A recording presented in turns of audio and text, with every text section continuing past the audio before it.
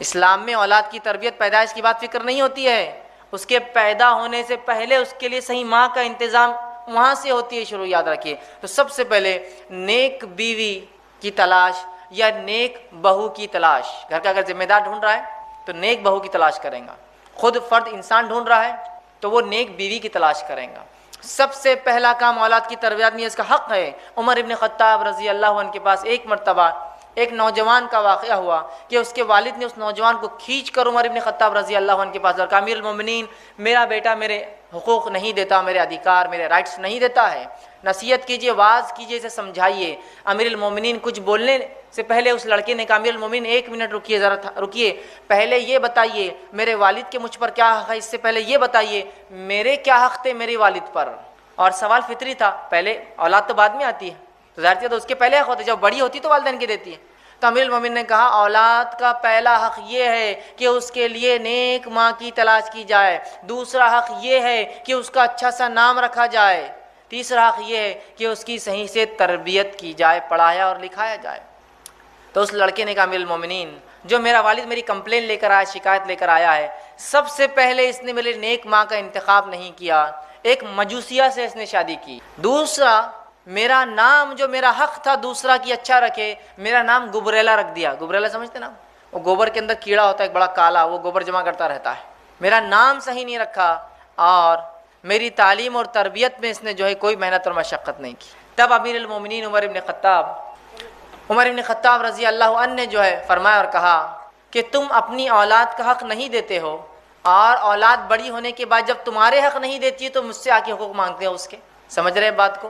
تو اولاد کا پہلا حق شروع ہوتا ہے، تربیت کا پہلا مرحلہ، فرسٹ سٹیج اس کی پیدائش کی بات سے نہیں، اس بات کو خاص دھیان دے، وہ ہے نکاح کے لیے صحیح لڑکی کا انتخاب، صحیح لڑکے کا انتخاب، صحیح بہو کا انتخاب، صحیح داماد کے انتخاب سے شروع ہوتا ہے۔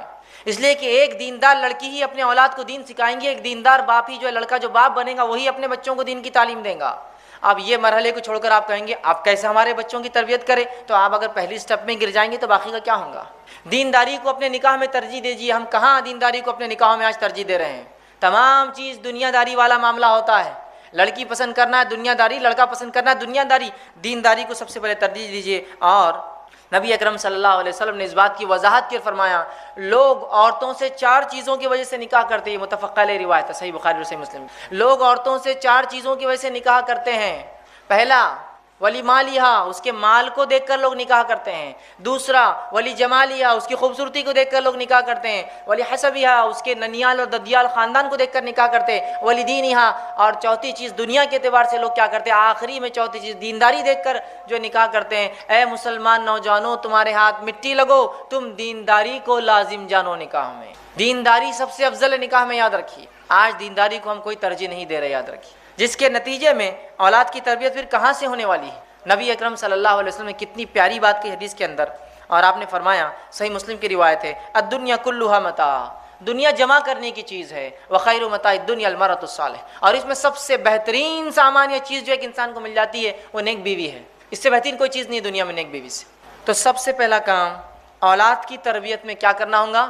نیک بیوی کا انتخاب، نیک شوہر کا انتخاب، نیک بہو کا انتخاب، نیک داماد کا انتخاب۔ اب جب 2 نیک لوگ ملیں گے تو نسلیں نیک ہوں گی، جب 2 بد لوگ ملیں گے تو نسلیں بری ہوں گی۔ یہ اللہ کا فضل ہے کہ اس امت کو نکاح کی اس نے اجازت دی، بلکہ حکم دیا، ورنہ دیگر قوموں میں یہ ہوتا ہے نیک لوگ شادی نہیں کرتے اور ان کی نسلیں کم ہوتی ہیں، برے لوگ نکاح کرتے ہیں اور وہ بڑھتے جاتے ہیں۔ ایک انسان نیک بن گیا اب وہ شادی نہیں کر سکتا۔ اسلام میں ایک انسان نیک ہے، نکاح کر سکتا ہے، تو ظاہر سی بات ہے نیک لوگ آگے بڑھیں گے، ورنہ دوسری قوم میں نیک لوگ ختم ہو جاتے ہیں اور برے لوگ بڑھتے جاتے ہیں۔ تو بہرحال سب سے پہلا مرحلہ جہاں سے تربیت کی ابتدا سٹارٹ ہوں گی وہ مرحلہ ہے، وہ ماں کے انتخاب سے شروع ہوتا ہے، اس کو سب سے پہلے ہم دھیان دیں۔ دوسری چیز جو دوسرا اسٹیپ رہیں گا ہمارا اولاد کی تربیت میں وہ یہ ہے کہ جب نکاح ہو جائے جو دینداری کی بنیاد پر ہو، اس کے بعد والدین نیک اولاد کی اللہ سے دعا کرے، اس کا بھی بڑا تاثیر اور اثر ہوتا ہے۔ کس چیز کی دعا کرے؟ نیک اولاد کی والدین اللہ سے دعا کریں۔ افسوس کی بات یہ ہے بہت سے لوگ نکاح کرتے ہیں لیکن کبھی نیک اولاد کی دعا نہیں کرتے ہیں۔ نیک اولاد کی دعا کرنا یہ انبیاء علیہ الصلاۃ والسلام کی سنت ہے نکاح کے بعد، لیکن آج ہم دعائیں نہیں کرتے ہیں۔ تو یہ بڑا اہم عمل ان کی تربیت کا حصہ ہے، یہ ابھی دنیا میں آئے نہیں ہیں لیکن یہیں سے شروع ہوتی ہے تربیت ان کی، کہ نیک جو ہے اولاد کی جو ہے دعا کریں۔ ہمارے پاس تو عام طور سے یہ ہوتا ہے کہ اگر نکاح کے بعد اولاد نہ ہو تو لوگ مختلف قسم کے شرک اور بدعت میں لگ جاتے ہیں. ایک تو یہ پارٹ ہے، اگر اولاد نہ ہو تو مختلف قسم کے شرک اور بدعت میں لگ جاتے ہیں. اندازہ لگائیے جو اولاد شرک اور بدعت کے بنیاد پر وجود میں آئیں گی وہ اولاد کہاں سے اللہ کی توحید پر چلنے والی ہوں. شرک اور بدعت میں لگ جاتے ہیں. اور دوسرا ایک عجیب حال رہتا ہے اس امت کا کہ جب کسی کا نکاح ہو جاتا ہے بس ہر تھوڑے دن کو گڈ نیوز کب ہے، گڈ نیوز کب ہے. اب وہ بیچاروں کی کیا پلاننگ ہے، ان کی کیا مصیبتیں ہیں، ان کی کیا پریشانیاں ہیں، سب کو گڈ نیوز ہی چاہیے بس. اور ہر کوئی دوسرے سے گڈ نیوز کب ہے، گڈ نیوز کب ہے. اور وہ پریشان بیچارے آپس میں کہ ہم تو کوشش کر رہے ہیں بھائی لیکن اللہ نہیں اولاد دے رہا تو اب ہم کیا کریں. اور ذہنی طور سے وہ پریشان ہو جاتے ہیں. تو یہ سب سے پہلے اس نہیں بلکہ یہ دعا کرے کہ اللہ نیک اولاد عطا فرما. اچھا اولاد کی نیکی کی دعا تو نہیں ہوتی ہے، جو کچھ دعا ہوتی ہے کیا ہوتی ہے ہمارے پاس، نکاح ہو گیا کسی کا، بوڑھی عورتیں ہوتی ہے گھروں میں، وہ دعا دیتی ہے اللہ تم کو چاند سا بیٹا دے. کیسا بیٹا چاہیے ہونا بھی تو چاند سا. اگر میں کہتا ہوں اللہ نے واقعی میں دعا سن لی تو ایک تو گول صورت کا پیدا ہوں گا اور اتنا چمکدار کوئی انسان ہوگا تو کوئی پسند کرے گا اس کو، دھبے والا اور اس سے ایک دم چمکدار. اور وہ بھی چاند سا کیا چاہیے، بیٹا ہی چاہیے. ہے نہیں ہے یہ بات عام. دعا کیا کرنی چاہیے اولاد کے لیے، کیسی اولاد کی دعا کرنی چاہیے. آئیے وہ دعا ہم دیکھتے ہیں. سورہ صافات سورہ نمبر 37 آیت نمبر 100 میں اللہ رب العزت فرماتا ہے اور ابراہیم علیہ السلام نے جب دوسرا نکاح کیا چونکہ آپ کو پہلی بیوی سے اولاد نہیں تھی تو دعا کی اور فرمایا ربی حب لی من الصالحین، اے اللہ نیک اولاد عطا فرما. یہ ہے دعا. لڑکا ہو لڑکی ہو گورا ہو ٹھیک ہے یا کالا ہو، جو ہے جس طرح سے ہو، صحت مند ہو بیمار ہو، لیکن نیک ہونا اللہ اصل ہے. یہ صالح اولاد عطا فرما. صالح اولاد کی دعا کیجئے، نیک اولاد کی دعا کیجئے. اس لیے کہ بہت سی بار اولادیں تو جو ہے ہو سکتا ہے جیسی دعا کری چاند جیسا بڑی خوبصورت ہو جائے، لیکن اگر اس میں گن نہ ہو اچھے تو کیا فائدہ. ایک طرف دیکھیے آپ ادھر ابو لہب ہے جس کے تعلق سے روایت میں آتا ہے کہ اس کے کسی بیٹے کا نام لہب نہیں تھا، لیکن اتنا گورا چٹا تھا، عرب تھا کہ جب خوش ہوتا یا غصے میں آتا تو آنکھ کے انگارے جیسا لال ہو جاتا. لہب آنکھ کے انگارے کو کہتے تھے. ابو لہب فائدہ ہے اس کی اس گوری چمڑی کا کچھ. اور وہاں بلال ہے جو حبشی ہے، نسلاً جو ہے وہ جو ہے ابیسینین ہے، حبشی ہے، غلام ہے. دیکھنے کے اعتبار سے روایت میں آتا چپٹے ہے، گال چپٹے ہے، ہونٹ موٹے موٹے ہے، کالے ہے، لیکن بلال جنت میں جائیں گے. نبی اکرم صلی اللہ علیہ وسلم فرماتے ہیں میں جب معراج میں گیا تو بلال تمہارے چپلوں کی کھڑاؤں کی آواز میں نے جنت میں سنی، تو بلال جنت جائیں گے. ابو لہب کا تو اعلان ہو گیا دنیا کے اندر ہی. تو اصل چیز نیکی ہے، نیکی کی دعا. تو یہ دعائیں اثر رکھتی ہے، اولاد کی تربیت کا مرحلہ ہے. دوسرا ہم دیکھتے ہیں ابراہیم علیہ السلام اولاد کی دعا کرتے ہیں. سورہ غافر سورہ نمبر 40 آیت نمبر 14 میں رب اجعلنی مقیم الصلاۃ ومن ذریتی ربنا وتقبل دعا. اے اللہ مجھے اور میری ذریت کو نماز کا پابند بنا، نماز قائم کرنے والا بنا. اولاد پیدائش سے پہلے نیک اور نماز قائم کرنے والا اولاد کی دعائیں ہو رہی ہیں. اسی طرح زکریا علیہ السلام نے جب دعا کی اولاد کی، سورہ آل عمران سورہ نمبر 38 میں اللہ نے فرمایا کہا رب هب لی من لدنک ذریۃ طیبہ، اے اللہ مجھے نیک اولاد عطا فرما. تو نیک اولاد کی دعا ہو، نکاح کے لیے نیک لڑکی کا انتخاب، اس کے بعد اولاد کے لیے نیک ہونے کی دعائیں کی جائے. دوسرا اسٹیپ ہے. تیسرا مرحلہ جو ہمیں کرنا ہے، تیسرا اسٹیپ اولاد کی تربیت میں وہ کیا ہے؟ وہ یہ ہے کہ اسلامی طریقے سے اولاد کا استقبال ہوگا جب وہ دنیا میں آئیں گی. ہمارے پاس جب اولاد اللہ دے دیتا ہے، عطا فرما دیتا ہے، اس کا استقبال غیر اسلامی رسومات سے ہوتا ہے. جس کام کی شروعات ہی غیر شرعی ہو اس کا خاتمہ کیسا ہوگا اندازہ لگا لیجیے. غیر اسلامی رسومات سے ویلکم کرتے اپنے چلڈرنس کو، اپنے بچوں کو ہم لوگ اس دنیا کے اندر. اسلامی رسومات سے ویلکم کیجیے. اور اسلامی رسومات کیا ہے ویلکم کرنے کے؟ کہ جب بچہ پیدا ہو تو کسی نیک انسان کے پاس اسے لے جایا جائے، وہ کھجور چابیں گا اور اس کے منہ میں جو ہے ڈالیں گا.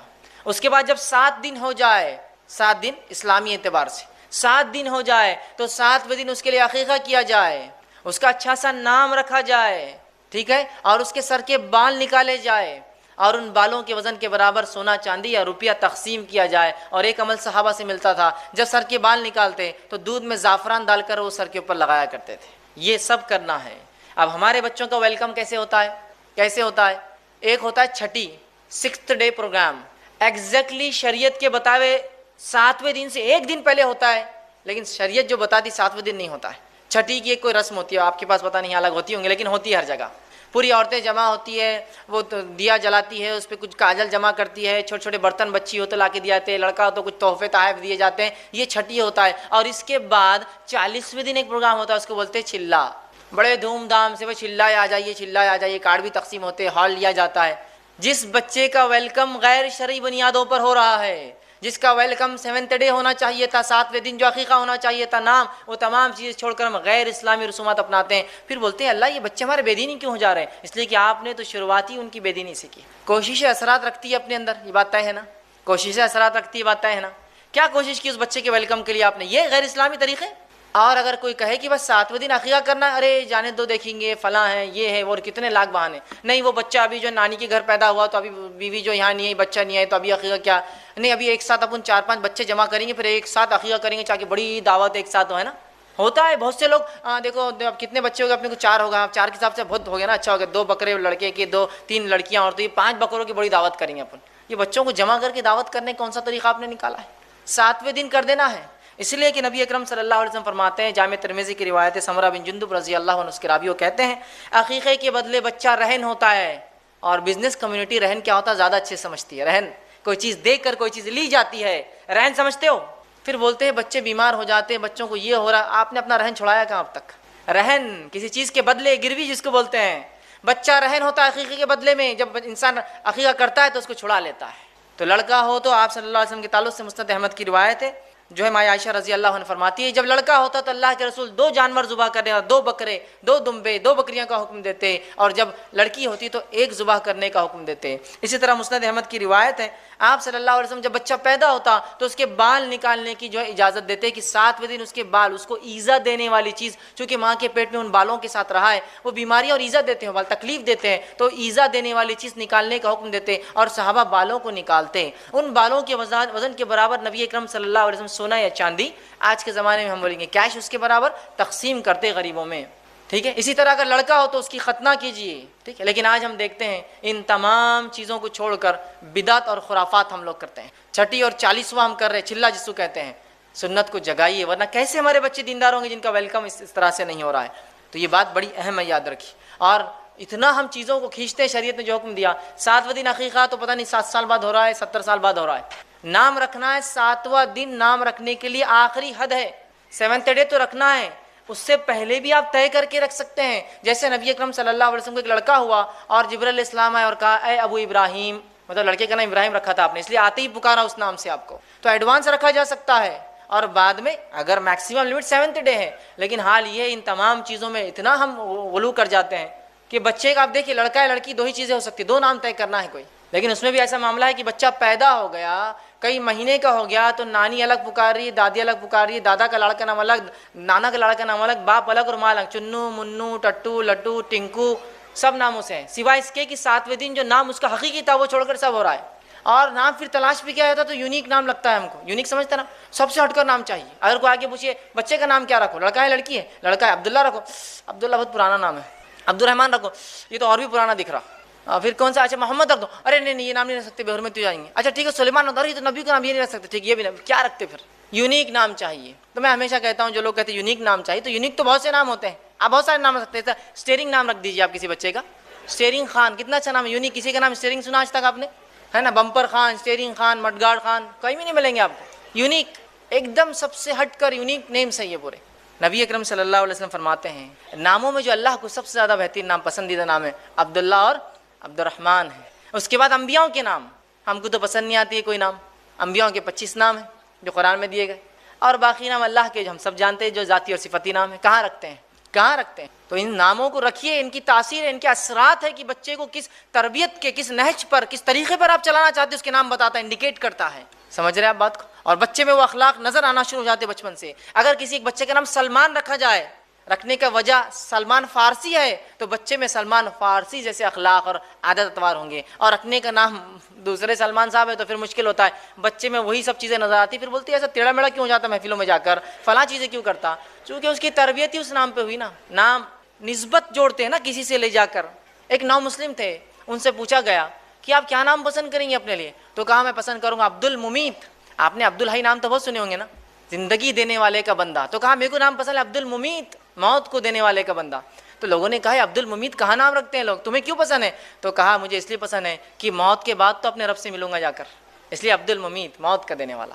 نام رکھیے اللہ کے، انبیاؤں کے، اور جو ہے صحابہ کے نام جو بہرحال ہم رکھ سکتے ہیں. چوتھی چیز جو اولاد کا حق بھی ہے، یہ پورے حقوق بھی یاد رکھیے. نیک ماں کا چننا، دعائیں کرنا، ٹھیک ہے، اس کے عقیقہ کرنا، یہ سب حق بھی ہے اس کے، یاد رکھیے. اور تربیت کا حصہ بھی ہے۔ چوتھا اس کا حق بھی ہے اور تربیت کا حصہ بھی، وہ یہ ہے کہ رضاعت، دودھ پلانا اس کو، یہ اس کا حق بھی ہے، یہ تربیت کا مرحلہ بھی ہے۔ ٹھیک، یہ بڑی اہم چیز ہے، اس لیے کہ ماں کا دودھ وہ تقاضوں کو پورے کرتا ہے جو صحت کے لیے، تندرستی کے لیے، توانائی کے لیے ضروری ہے، اور ساتھ میں وہ غذائیت بھی ہوتا ہے اس کے لیے، یاد رکھیے۔ اور اس سے بڑھ کر جو چیز ہوتی ہے وہ ممتا ہے، وہ ریلیشن شپ ہے، وہ محبت اور الفت جو ماں سے ہوتی ہے، جو دودھ کے ڈبوں میں وہ صفت نہیں آ سکتی کبھی، یاد رکھیے۔ مجبوریاں الگ چیز ہوتی ہے۔ اسی طرح ہم دیکھتے ہیں عمرو بن عاص رضی اللہ عنہ اپنے بیوی سے کہا کرتے تھے جب ان کے بچے کو دودھ پلاتی کہ دیکھ اپنے بچے کو ایسا دودھ نہ پلانا جیسے جانور اپنے بچوں کو دودھ پلاتے ہیں، اس لیے کہ دودھ اس نیت سے، اس محبت اور الفت سے پلانا کہ تجھ پر اللہ کی ایک مخلوق ڈیپینڈ ہے اور وہ پرورش پا رہی ہے، یہی بچہ آگے چل کے اللہ کی عبادت کرے گا اور کئی نیک کام کرے گا، اس نیت سے اسے دودھ پلانا۔ تو کیا تربیت ہوں گی ایسے ماحول میں ان بچوں کی جن کے والدین دینداری کو ترجیح دے رہے ہیں، انتخاب نکاح میں دینداری ہے، اولاد کی پیدائش کے لیے دعائیں ہو رہی ہے، اولاد کی پیدائش کے بعد اس کے عقیقے ہو رہے ہیں، جو احکامات پورے ہو رہے ہیں، اس کو رضاعت کا، اس کا حق دیا جا رہا ہے۔ ان بچوں کی تربیت بہت مختلف ہوتی ہے، یاد رکھیے بھائی۔ پانچواں نکات جو تربیت کا وہ یہ ہے جو جب بچہ بولنے لگے۔ ویسے تربیت کے 3 فیز ہوتے ہیں، پہلا گھر کے اندر، دوسرا اسکول اور مدرسے والا فیز، اور تیسرا سماج والا فیز، سوسائٹی والا فیز۔ تو اب یہ فیز چالو ہو رہا گھر والا۔ اب بچہ پیدا ہو گیا، عقیقہ ہو گیا، نام رکھ دیا، ٹھیک ہے، رضاعت کا اس کا ہو گیا۔ اب رضاعت کے ہی عمر کے اندر کبھی کبھار بچے بولنے لگتے ہیں، یا اس کے بعد 2 سال تک بچے بولنے لگتے ہیں۔ اب جب بچہ بولنے لگے تو تربیت کا ایک اہم مرحلہ چالو ہو جاتا ہے۔ حالانکہ بچہ جب نہیں بھی بولتا ہے تو وہ تربیت پاتا ہوتا ہے، سیکھتا رہتا ہے۔ وہ اس اعتبار سے کہ بچے بولتے نہیں ہیں لیکن جو سنتے ہیں ان کو کیپچر کرتے رہتے ہیں، اور جب بولنا سیکھتے ہیں تو وہی باتیں بولتے ہیں جو وہ بچپن میں سنتے آ رہے تھے، بچپن میں سنتے آ رہے تھے، یاد رکھیے۔ یہ بڑی اہم بات ہے، یاد رکھیے۔ تو ان کو اللہ کا نام لینا سکھائے، اس لیے کہ نبی اکرم صلی اللہ علیہ وسلم فرماتے ہیں جس کا پہلا کلمہ لا الہ الا اللہ اور جس کا آخری جملہ زندگی کا لا الہ الا اللہ رہا، وہ کامیاب ہو جائیں گا۔ اب پہلا جملہ ایک بچے کا لا الہ الا اللہ کیسے ہوگا مجھے بتائیے؟ کیا آپ کا بچہ 2 سال کا ہوتا ہے ڈائریکٹ لا الہ الا اللہ بول دیں گا؟ جب تک کہ وہ بچپن سے، اس کی چھوٹی عمر سے، اس کے جھولے میں جب تھا اور اس کی ماں اس سے کہتی تھی کہو لا الہ الا اللہ، اور باپ کہتا تھا بولو لا الہ الا اللہ، تو بچہ جب بڑا ہوگا وہ بار بار سنتا ہے لا الہ الا اللہ، لا الہ، ماں بولتی ہے، باپ بولتا ہے، چچا بولتا ہے، ماموں بولتا ہے، نانی بولتی ہے، نانا بولتا ہے، تو بچہ جب پہلا جملہ نکالے گا لا الہ الا اللہ نکال۔ لیکن اب ہم کیا سکھاتے؟ بچہ بولنے لگا تو بیٹے ممی بولو، ابو بولو، ٹھیک ہے، اماں اور ابا تو بولیں گا ہی نا وہ زندگی میں، جب بات سیکھیں گا تو سب چیزیں بولیں گا وہ۔ لیکن اگر شروعات لا الہ الا اللہ سے ہو تو کتنی بڑی بات۔ یا بولو اللہ، بولو بیٹے اللہ، تو بچہ پھر سنتا ہے کہ میرے ماں باپ کچھ ابھار رہے ہیں مجھے کسی چیز کی طرف، اللہ اللہ، تو اللہ بولیں گا۔ ہمارے پاس تو یہ کہ اللہ تو بہت اس سے زیادہ کچھ دوسری چیزیں سنتا ہے دن اور رات، ہے نا۔ ٹی وی کے سامنے بچہ پڑا ہے، چھوٹا سا بچہ 2-3 بار ٹی وی دیکھتے رہتا ہے، اور والدین فخر سے بولتے ہیں اتنا چھوٹا لیکن اتنی ٹی وی دیکھتا ہے، سنتا ہی نہیں ہماری۔ تو پھر وہ لا الہ نہیں بولتا ہو، پھر وہ کیا کیا بولتے ہوئے بڑا ہوتا ہے وہ بولنے کی ضرورت نہیں مجھے۔ ماں باپ کو کبھی بولتے ہیں مہمان آئے تو اپنے بچے کو اندر رکھو، یہ کچھ بھی بکتا آ کر، کچھ بھی بکتا اندر کرو، کیوں تو اس نے جو سنا وہ بک دیتا ہے وہ۔ تو بچے ایک ریکارڈر ہوتے ہیں، ایمٹی ریکارڈر، جو سنتے ہیں ریکارڈ کرتے جاتے ہیں، ریکارڈ کرتے جاتے ہیں، اور جب بولتے ہیں وہ سب بولتے ہیں جو انہوں نے اتنے 1-2 سال میں ریکارڈ کیا ہے، بولنے لگ جاتے ہیں، سمجھ رہے آپ؟ تو انہیں اللہ کا نام لینا سکھا۔ وہ عمر سے جب 1 مہینہ 2 مہینے کا ہے تب سے اس کو ترغیب دو، بیٹا کہو لا الہ الا اللہ۔ تو جب وہ بولیں گا پہلی بار 12 مہینے میں یا 13 مہینے میں یا 14 مہینے میں یا 2 سال میں، تو کہیں گا لا الہ الا اللہ۔ بڑی بات ہے، یاد رکھیں، یہ بڑے اہم مراحل ہیں۔ جب بولتا ہے ہمارے پاس تو حال یہ ہے کہ اسے توتلی زبان میں گالیاں سکھاتے ہیں لوگ، سکھاتے نہیں سکھاتے ہیں؟ اور دیکھو ہمارا بچہ کتنی توتے زبان میں تتے بولتا ہے، سکھاتے ہیں نہیں سکھاتے ہیں؟ اور مہمانوں کے سامنے بولو بیٹا بولو، ایک بار بولو انکل کو کیسا آپ بولتے، تو انکل کو آگے بولتا تتے۔ اب اس کے بعد جب بڑا ہوتا اور جب وہ صحیح زبان سیکھتا اور جب بولتا انکل کو کتے، تو پھر پتہ چلتا انکل کو کیا ہوا، اور ماں باپ کو پتہ چلتا اب کیا ہوا، ہوتا ہی نہیں ہوتا ہے۔ اور یاد رکھیے ایک بات، وہ لوگ خاص طور سے جو بچوں کو غلط الفاظ سکھاتے ہیں، نبی اکرم صلی اللہ علیہ وسلم کی اس بات کو یاد رکھیے کہ جو انسان کسی کی ترغیب دینے پر کوئی نیکی یا کوئی برائی کریں گا، جب تک وہ نیکی چلتے رہیں گی ثواب ملیں گا، جب تک وہ برائی چلتے رہیں گے اس کا جو ہے گناہ ملتا رہے گا۔ ایک معصوم بچے کو ایک گندا کلمہ سکھانا گویا زندگی بھر کا وبال لے لینا ہے، اور ایک بچے کو صحیح تربیت دے کے اچھے جملے سکھانا۔ تو ہمارا تو کام یہ ہو کہ ہم دوسروں کے بچوں کو گود میں لے تو کہا بیٹا لا الہ الا اللہ، تاکہ بچہ کہے انکل بھی لا الہ الا اللہ بولتے، ابو بھی لا الہ الا اللہ بولتے، مما بھی لا الہ الا اللہ بولتے، دادا بھی یہ بولتے، مجھے بولنا ضروری ہے لا الہ الا اللہ۔ ماحول اور سماج بنائیے اس طرح سے۔ تو بچے کی تربیت جب بچہ بولنے لگے، اور ایک بات یاد رکھیے، ماں کی گود بچے کا پہلا مدرسہ ہے، فرسٹ اسکول ہے اس کا۔ وہ اسکول میں اس کو رائٹ کائنڈ آف گائیڈنس اور تربیت یا اس کی جو ہے پرورش بہت زیادہ ضروری، یاد رکھیے۔ اگر ایسا نہ ہوا تو بہت ساری برائیاں سماج میں پھیل رہی ہیں اور پھیلتے جائیں گی۔ چھٹا نکات جو وہ یہ ہے کہ اولاد کے بیچ عدل کرے، اب ایک اولاد ہوئی، تربیت کا مرحلہ ہوا، سیکنڈ کے ٹائم آپ عادی ہو جاتے، پہلے سے پریکٹس ہوتی ہے آپ کو کیا کیا آپ نے کیا تھا. اب ایک سے زیادہ اولادیں آپ کو ہو گئی ہیں تو ان میں انصاف کرے. بہت سی مرتبہ اولاد میں انصاف نہ کرنے کی وجہ سے اولاد کو آپ چاہے کتنی تربیت کریں ان کی تربیت نہیں ہوتی. کیوں؟ لڑکا اور لڑکی کا فرق، لڑکے اور لڑکے میں فرق کہ گورا لڑکا اور کالا لڑکا کسی کا ہے. دو لڑکے ہیں ڈبل شیڈ کے اندر، ایک لڑکا بہت گورا ہے، ایک لڑکا بہت کالا ہے. تو آپ دیکھیے ماں باپ فرق کرتے ہیں، عدل نہیں کرتے بچوں میں. کہاں ہے میرا گورو؟ آ بیٹا ادھر. تو گویا وہ دوسرا بچہ جیسے کم رنگ ہوتا ہے وہ صرف دیکھتے رہتا ہے میرا والد کیوں کرتا ہے میرے ساتھ ایسی ناانصافی. بچے بہت زیادہ غور کرتے ہیں اور بہت جلدی نتیجے نکال لیتے ہیں. یاد رکھیں لڑکا اور لڑکی کا فرق کہ لڑکی عمر میں 10 سال بڑی ہے آپ کے بیٹے سے، اور آپ اس بہن کو، اس چھوٹے سے بھائی کو بھیا بولنے لگاتے ہو. بولتی میں 10 سال بڑی ہوں اور میں بھیا کیوں بولوں اس لڑکے کو؟ نہیں بیٹے تم کو بھائی ہے، مطلب احسان ہوا تم پر اللہ نے کیا، تم کو بھائی دے دیا. وہ بھائی بولیں گی اس کو، وہ بولیں گا اس کو بہن اور باجی، وہ نام لیں گی اس کا، چھوٹا ہے اس سے 10 سال. نہیں بھیا بولو، بھائی ہے نا تمہارا، رسپیکٹ کرو اس کی. یہ ناانصافی ہے. لڑکی اور لڑکے میں ناانصافی، لڑکے اور لڑکے میں ناانصافی، یہ اسلام میں درست نہیں ہے، پسندیدہ نہیں ہے. یہ ناانصافی سے اولاد کی تربیت نہیں ہو پاتی ہے، بچے نفرت کرنے لگ جاتے ہیں والدین سے. ایک مرتبہ کا واقعہ ہے، صحیح بخاری کی روایت ہے. نعمان بن بشیر رضی اللہ عنہ فرماتے ہیں میرے والد ایک بار گھر آئے اور کہا کہ میں نعمان کے نام پر فلاں زمین یا ایک غلام اسے دیتا ہوں. نعمان کی والدہ بڑی ہوشیار عورت تھی. انہوں نے کہا کہ یہ بات جب تک میں قبول نہیں کروں گی جب تک نبی اکرم صلی اللہ علیہ وسلم کے پاس چل کر آپ یہ نہ کہیں. وہ تینوں مل کر جاتے ہیں، نبی اکرم صلی اللہ علیہ وسلم کے ساتھ جاتے ہیں اور نعمان بھی ساتھ ہوتے ہیں. ان کے والد کہتے، ان کی والدہ کہتی ہے اللہ کے رسول، نعمان کے والد نے نعمان بن کو جو ہے، بشیر نے جو ہے نعمان کو جو ہے ایک غلام دیا ہے تحفے میں، تو کیا یہ ٹھیک ہے؟ تو اللہ کے رسول نے فرمایا کہ تمہیں کتنے بچے ہیں؟ کیا صرف ایک ہی ہے نعمان؟ تو کہا نہیں اور بھی ہے. تو کیا تم سب کو غلام دے رہے ہو تحفے میں؟ تو کہا نہیں. تو پھر کہا میں ایسے ظلم کے معاملے پر گواہ نہیں بنتا کہ ایک بچے کو دیا یا دوسرے کو نہیں.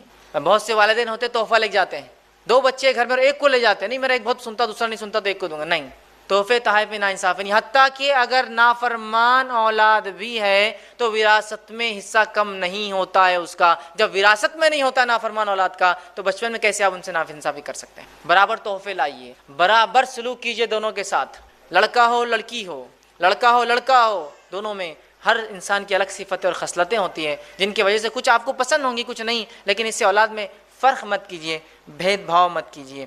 7واں مرحلہ، 7واں پوائنٹ جو اولاد کی تربیت میں وہ یہ ہے کہ انہیں عقیدہ سکھائے. جب بچے اب بول رہے ہیں آپ نے انہیں کلمے سکھائے، اچھی اچھی باتیں سکھائی، اس کے بعد انہیں عقیدہ اسلام سکھائے، عقیدہ اسلام سکھائے. اور ایسے نہیں کہ عقیدہ اسلام کو استادی سکھائیں گا، گھر میں والدین سکھائیں گے، ماں سکھائیں گی، باپ سکھائیں گا اسے عقیدہ. اللہ رحم کرے ایسی ماں پر اور ایسے باپ پر جو بچے کے ساتھ گھوم رہے ہیں، پھر رہے ہیں اور چلتے اور پھرتے انہیں عقیدہ سکھاتے ہیں کہ باہر نکلیں بیٹا، یہ جھاڑ ہے، یہ کتنا ہرا ہے، یہ ہمیں ہوا ان سے جو فلاں ہوتی ہے، یہ کاربن ڈائی آکسائڈ پیتے ہیں، آکسیجن دیتے ہیں. انہیں کس نے بنایا؟ اللہ نے. اس بچے کے دل میں اللہ کی توحید جاگتی ہے، اس کی ربوبیت جاگتی ہے، اس کی محبت جاگتی ہے. کیسا میرا رب ہے جس نے میرے لیے انتظام کیا جھاڑوں کا. اور یہ جانور ہے بیٹا کس نے بنایا انہیں؟ اللہ نے، جن کا ہم فائدہ اٹھاتے ہیں. یہ گھر ہمیں دیا، کس نے دیا ہمیں یہ گھر؟ اللہ نے. بیٹا اس کا ہم دیکھو کتنی فائدہ، ان نعمتوں کا شکر ادا کرو بیٹا. بچوں کو سکھائیے. عبداللہ بن عباس رضی اللہ عنہ فرماتے ہیں میں چھوٹا تھا، نبی اکرم صلی اللہ علیہ وسلم کے ساتھ اونٹ پر سوار ہوا، اور سوار ہونے کے بعد اللہ کے رسول نے مجھے کچھ باتیں سکھائی. یہ تربیت کی بڑی اچھی باتیں جو اللہ کے رسول نے عبداللہ کو سکھائی تھی. آپ صلی اللہ علیہ وسلم نے یہ چھوٹے تھے سکھایا اور فرما کہا. پہلی چیز جو نصیحت کی عبداللہ کو، جو جامع ترمذی کی روایت ہے اس کے اندر جو ہے 5 نصیحتیں، اور مسند احمد کی روایت میں اضافی اور 3 نصیحتیں، 4 نصیحتیں، ٹوٹل 9 ہوئے نصیحتیں. پہلا کہا تربیت کر رہے بچے کے عقیدے کی، کہا عبداللہ سے تم اللہ کے احکام کی حفاظت کرو، وہ تمہاری حفاظت کریں گا. عبداللہ اے بیٹے، اے غلام، اے پیارے لڑکے، تم اللہ کے احکام کی حفاظت کرو، اللہ تمہاری حفاظت کرے گا. تم اللہ کے احکام کی حفاظت کرو گے، تم اسے اپنے سامنے پاؤ گے مدد کے وقت، اس کی جب تمہیں ضرورت ہوں گی، تکلیف میں ہوں گے، اس کی مدد تمہارے سامنے ہوں گی. پھر فرمایا تیسری بات، جب تم کو کوئی سوال ہو تو اللہ سے کرنا. جب کوئی چیز مانگنا ہو بیٹا تو کس سے مانگنا؟ اللہ سے مانگنا. پھر فرماتے اللہ کے رسول چوتھی بات، جب جو ہے مدد طلب کرو تو اللہ سے بیٹا مدد طلب کرنا. پانچویں بات فرماتے یاد رکھو ساری دنیا بھی اگر تمہارے خلاف جمع ہو جائے تو کچھ نہیں بگاڑ سکتی سوائے وہ جو اللہ چاہے، اور ساری دنیا بھی جمع ہو کے تمہیں کچھ فائدہ پہنچانا چاہے تو کچھ فائدہ نہیں پہنچا سکتی سوائے جو اللہ چاہے. کیسا عقیدہ بنا رہے اس بچے کا مضبوط. اب یہ بچہ آپ کو لگتا ہے کہ کہیں بھی جا کر سر ٹکیں گا اور کبھی اپنے زندگی میں شرک اور جو بدعت اور خرافات کریں گا؟ بالکل نہیں. اسی طرح مسند احمد میں اور آگے نصیحتیں 4 اور اضافی ہے. چھٹی بات جو اس روایت میں آتی وہ یہ ہے، خوشحالی میں اس کی طرف رجوع کرنا اے بچے تو پریشان حالی میں اللہ تمہیں کبھی فراموش نہیں کرے گا. خوشحالی میں یاد رکھنا تم اللہ کو، وہ تمہیں جو ہے کبھی فراموش جو ہے تنگ دستی میں نہیں کریں گا۔ آگے 7ویں نصیحت کرتے، یاد رکھو جو چیز تمہیں نہیں ملی ہے بیٹا، اے بچے، تو تمہیں نہیں مل سکتی تھی، اور جو تمہیں مل گیا تم سے وہ کوئی نہیں چھین سکتا ہے۔ کیا پیاری تربیت دے رہے اس بچے کو۔ پھر آگے فرماتے اللہ کے رسول اور کہتے ہیں یاد رکھو اللہ کی مدد صبر سے وابستہ ہے۔ بچے کو اللہ کی مدد صبر سے وابستہ ہے، کوشش تکلیف کے ساتھ ہے، پھر فرماتے ہیں آسانی تنگی کے ساتھ ہوتی ہے۔ کتنی پیاری پیاری نصیحتیں اس بچے کو عقیدے کے طور پہ نبی اکرم صلی اللہ علیہ وسلم سکھا رہے ہیں۔ ٹھیک ہے، 8واں پوائنٹ جو اولاد کی تربیت میں ہم یاد رکھیں گے وہ یہ ہے، بچے کی تربیت میں ماں کا کردار۔ بچے کی تربیت میں ماں کا کردار۔ اب آپ کہیں گے باپ کا کردار کہاں گیا؟ باپ کا کردار آ رہا ہے، باپ کا کردار آ رہا ہے، لیکن پہلے ماں کا کیوں رکھا میں نے؟ پہلے کیوں رکھا؟ اس لیے کہ ماں اولاد کی تربیت کے لیے اصل ذمہ دار ہے۔ باپ بھی ہے لیکن ماں اصل ہے۔ آپ کہیں گے وہ کیسے؟ ابو داؤد کی روایت، ایک شخص آ کر کہتا ہے اللہ کے رسول صلی اللہ علیہ وسلم، میرے ماں باپ میں سے میری خدمت کا پہلا حقدار کون ہے؟ کہا ماں۔ دوسرا حقدار کون ہے؟ تو کہا ماں۔ کہا تیسرا حقدار کون ہے تھرڈ لیول پر؟ تو کہا ماں۔ کہا چوتھا حقدار کون ہے؟ تو کہا تیرا باپ، تمہارے والد۔ والد کا رینکنگ کیا آئی؟ 4th۔ اگر اس اعتبار سے دیکھا جائے تو gold medal goes to father, gold medal گیا باپ کو، جو معاف کرنا ماں کو، سلور میڈل گیا ماں کو، برونز میڈل گیا ماں کو، اور باپ کو صرف پارٹیسپیشن پرائز ملا صرف 4th لیول پر آتا ہے وہ۔ جب اسلام ماں کو یہ درجہ دے رہا ہے تو کچھ وجہ ہوں گی نا اس کے پیچھے۔ اگر آپ کو ایک پوزیشن اور پوسٹ دی جاتی سماج میں تو کیا آپ ناکارہ نااہل کام نہ کرنے کی وجہ سے دی جاتی ہے یا کام کی وجہ سے دی جاتی ہے؟ اسلام نے عورت کو ماں کا جو مقام دیا ہے وہ اس لیے اتنا اونچا ہے کہ اس کا مقام، اس کی اہمیت اور اس کی تربیت سب سے اول ہے، اس لیے اس کا اہم ہے۔ اور اسی لیے اسلام نے عورتوں کو کام سے اور تجارت سے دور رکھا، اس لیے کہ ان کو سب سے امپورٹنٹ ورک کرنا ہے سماج کا، لڑکے اور لڑکیوں کی تربیت کرنا ہے۔ سمجھ رہے ہیں آپ؟ اسی لیے ان کو گھر میں رکھا، ذمہ داریاں دی کمائی کی، چونکہ اسلام جانتا ہے بہت اہم کام کرنا ہے عورتوں کو۔ ٹھیک ہے، تو ماں کا پہلے کردار ہے، اور یاد رکھیے ماں کا کردار اتنا اہم اور اصل ہے کہ اولاد باپ کے مقابلے میں ماں کے عقیدے پر ہوتی ہے۔ اولاد باپ کے مقابلے میں ماں کی عقیدت پر ہوتی ہے، یاد رکھیے۔ سمجھ رہے ہیں بات کو؟ یہ لوگ غور سے سنیں جو دینداری کو نہیں دیکھے خوبصورتی کو ترجیح دیتے ہیں۔ اولاد باپ کے مقابلے میں ماں کے عقیدے پر ہوتی ہے، مطلب اولاد ماں کی بات زیادہ سنتی ہے باپ کے مقابلے میں۔ اگر باپ کہے کہ اس گھر میں آج اس دن یہ چیز نہیں ہونگی، وہ قائل نہیں اس چیز کا، وہ کہے کہ چلا جائے، تو وہ عورت بچوں کو بولتی بیٹا ابو آئے نا شام میں نہیں بولنا، اور وہ سب کرتی ہے۔ جب شام میں ابو آتے آج کچھ ہوا تو نہیں، بچے بولتے ابو کچھ بھی نہیں ہوا آج۔ بیوی بولتی نہیں آپ نے نہیں بولے بات میں کیسا کر سکتی کوئی چیز۔ بچے سپورٹ کس کو کرتے ہیں؟ ماں کو۔ اب ماں دیندار ہے، باپ کتنا بھی بے دین ہو تو ماں بچوں کو تربیت یافتہ کر دیں گی۔ سمجھ رہے ہیں بات کو؟ تو ماں کا کردار اہم ہے، اور ماں کے عقیدے بچہ ہوتا ہے۔ اس کی پہلی دلیل نوح علیہ السلام کا بیٹا ہے، چونکہ آپ کی بیوی ایمان نہیں لائی آپ کا بیٹا بھی ایمان نہیں لایا۔ اس لیے میں نے کہا بچے ماں کے عقیدے پہ ہوتے ہیں باپ کے مقابلے میں، چونکہ بچے اپنے دل کی بات جب باپ کو بھی کہنا ہوتا ہے والد کو تو کس سے کہلواتے ہیں؟ ممی آپ بولو، امی آپ بولو، والدہ آپ بولو، امی حضور آپ بولو، ہے نا؟ یہ کرتے ہی نہیں کرتے۔ تو بہت اہم ہے ماں کا کردار۔ تو عورتیں اس بات کو غور سے سنیں، آپ ایک بہت اہم ذمہ داری کے تحت معاشی ذمہ داریوں سے، اکنامیکل برڈن سے دور کی گئی ہے تاکہ آپ تربیت کریں بچوں کی۔ لیکن افسوس کی بات ہے آج ہماری مائیں کہاں وہ تربیت کری، ہماری بہنیں اور مائیں جو تربیت مطلوب ہے۔ آج تو تربیت کا یہ معاملہ ہے کہ ماں کے گود میں ایک ہماری بہن کے گود میں ایک چھوٹا بچہ ہے، اور وہ بیٹھ کے تین گھنٹے اگر سنیما اور ٹی وی دیکھتی ہے تو کیا امید کی جائیں گی ان بچوں سے کہ یہ خالد بن ولید بنیں گے اور یہ ابوبکر اور عمر اور عثمان بنیں گے؟ بہت اہم کردار ہے ماؤں کا۔ جب ماؤں نے اپنی ذمہ داری چھوڑ دی تو یاد رکھیے روز قیامت پوچھ بھی ہے، وہ حدیث یاد کیجئے، اور عورت سے پوچھوں گی اس کے شوہر کے بچوں کی کیا کیا اس ذمہ داری کا، اور جو ذمہ داری ضائع کرے وہ جنت کی خوشبو بھی نہیں سونگھے۔ تو آج ہم دیکھ رہے ہیں مائیں تربیت نہیں دے رہی۔ دوسرا واقعہ ام سلیم رضی اللہ عنہا، ان کے بیٹے انس بن مالک، انس کے تعلق سے آتا ہے رضی اللہ عنہ کہ ان کی والدہ ایمان لائی تھی۔ ابو انس غیر مسلم تھے، اور ایک مرتبہ وہ گھر آئے تو یہ تو ایمان والی تھی، انس سے کہا کہو بیٹے لا الہ الا اللہ، تو انس نے فوراً کہہ دیا لا الہ الا اللہ۔ تو ابو انس نے کہا کہ تم تو بگڑ گئی ہو، میرے بیٹے کو بھی بگاڑ دے رہی ہو، اور لاکھ منع کرنے کے باوجود بھی انس برابر جو ماں کہتی رہی لا الہ الا اللہ کہتے رہے۔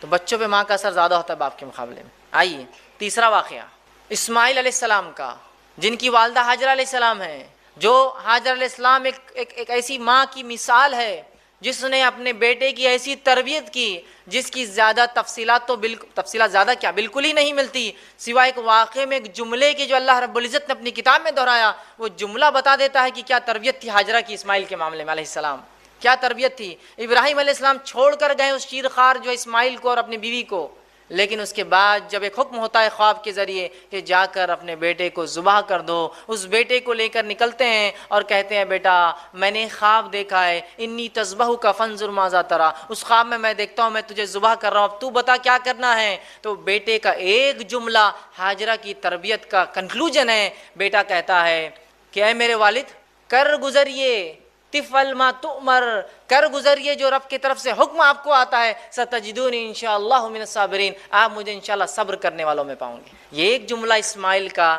ان کی ماں کی تربیت بتاتا کیا تھی، جو ایسی کی تھی ہاجرہ نے ایک یونیک تربیت کہ باپ آ کر کہتا ذبح کرنا ہے اور بیٹا کہہ رہا ہے کر گزریے، جو آپ کا رب آپ کو دیتا ہے انشاءاللہ میں صبر کرنے والوں میں۔ تو بچے ماں کے عقیدے پر ہوتے ہیں، ماں دیندار تھی، اسماعیل بھی دیندار تھے، اور اس حد تک کہ جو کہا بس کرنا ہے تو آپ کر دیجئے قربان، ہے نا۔ اسی طرح ہم دیکھتے ہیں اس مرحلے میں ایک چیز کو خاص خیال رکھیں، وہ یہ ہے کہ مائیں اور باپ دونوں مل کر بچوں کو لاڑ اتنا نہ کر دے کہ بچے لاڑ میں عام زبان میں کہتے ہیں سڑ نہ جائے، ورنہ بہت سی بار اتنا لاڑ ایکسٹراڈنری ہو جاتا ہے کہ پھر بعد میں بچوں کو کنٹرول کرنا ناممکن ہو جاتا ہے۔